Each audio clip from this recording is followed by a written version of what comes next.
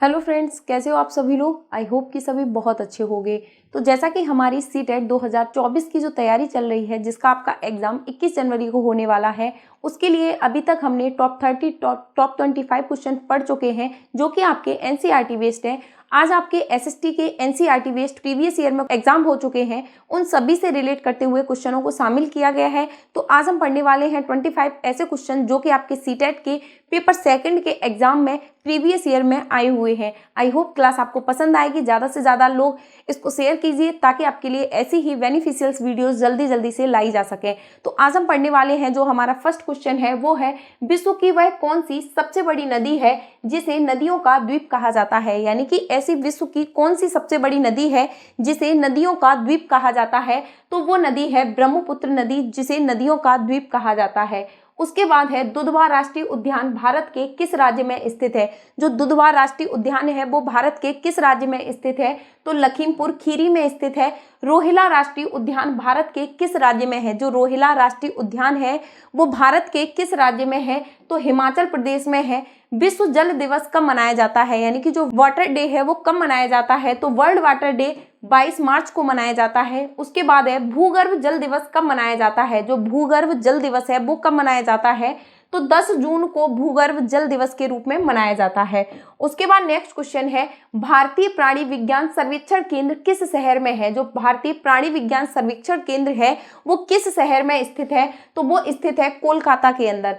उसके बाद next question है, सर्वप्रथम पर्यावरण सम्मेलन कब हुआ था। यानी कि जो सबसे पहले पर्यावरण सम्मेलन हुआ था वो कब हुआ था, तो 1972 के अंदर हुआ था। वह कौन सा लवण जल का अवशोषण करता है, यानी वह कौन सा लवण है जो जल का अवशोषण करता है, तो वो लवण है हाइग्रोस्कोपिक लवण। उसके बाद है, वायुमंडल में कौन सी गैस अधिक मात्रा में पाई जाती है। यानी कि जो हमारे वायुमंडल में सबसे ज्यादा जो गैस पाई जाती है वो कौन सी है, नाइट्रोजन गैस है। उसके बाद नेक्स्ट क्वेश्चन है, भारत के किस राज्य में कोई समुद्री सीमा नहीं है। यानी कि भारत का ऐसा कौन सा राज्य है जिसकी कोई भी समुद्री सीमा नहीं है, तो राजस्थान राज्य की कोई भी समुद्री सीमा नहीं है।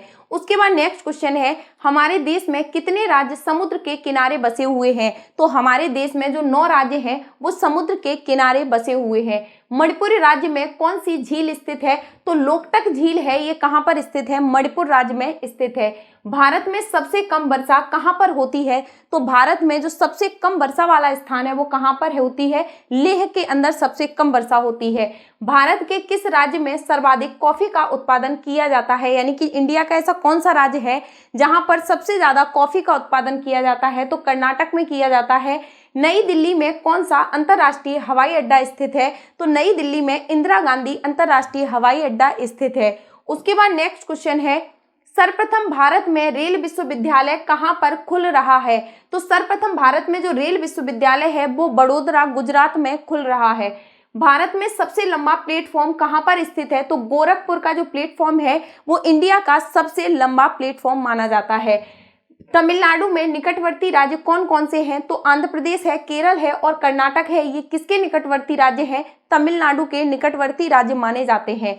पर्यावरण अध्ययन में बच्चों को जोड़ने की प्रभावशाली युक्ति कौन सी मानी जाती है, तो पर्यावरण अध्ययन से जब बच्चों को जोड़ते हैं या फिर सामाजिक अध्ययन से जब बच्चों को जोड़ते हैं, तो उसके लिए जो सबसे प्रभावशाली जो युक्ति मानी जाती है वो किस्से और कहानी, यानी कहानियों के माध्यम से हम बच्चे को ज्यादा अच्छे से सिखा सकते हैं। ओजोन दिवस कब मनाया जाता है, तो 16 सितंबर को ओजोन दिवस मनाया जाता है।